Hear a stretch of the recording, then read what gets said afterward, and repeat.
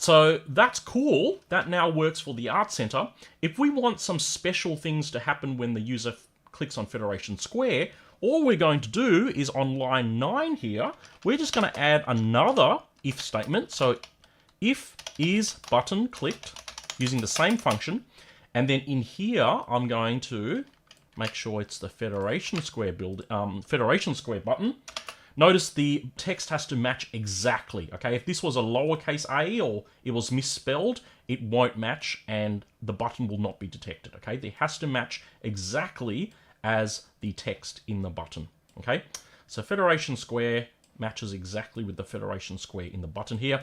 So if is button clicked, Federation Square, remember the colon, I'm going to press enter there. So I'm just going to do a print here. Let's just say this is the Federation Square.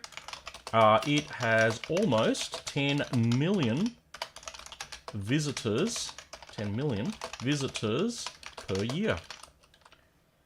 Okay, and I'm going to do the same thing and just make sure that it gets said in a different line of code and it's saying it in voice number 2.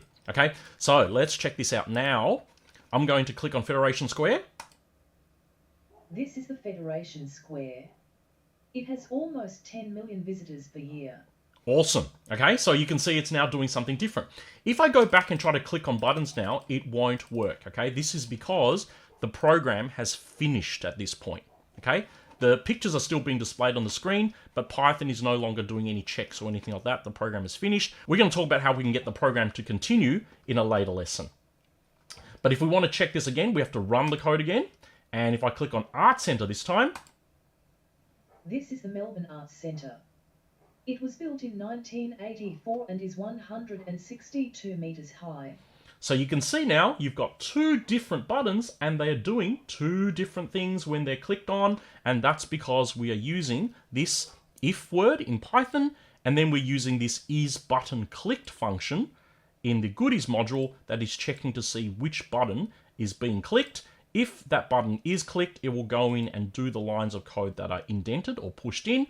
If not, it will go back to the next line of code that is not indented and it will go through and check the next button there. So that's how we do that.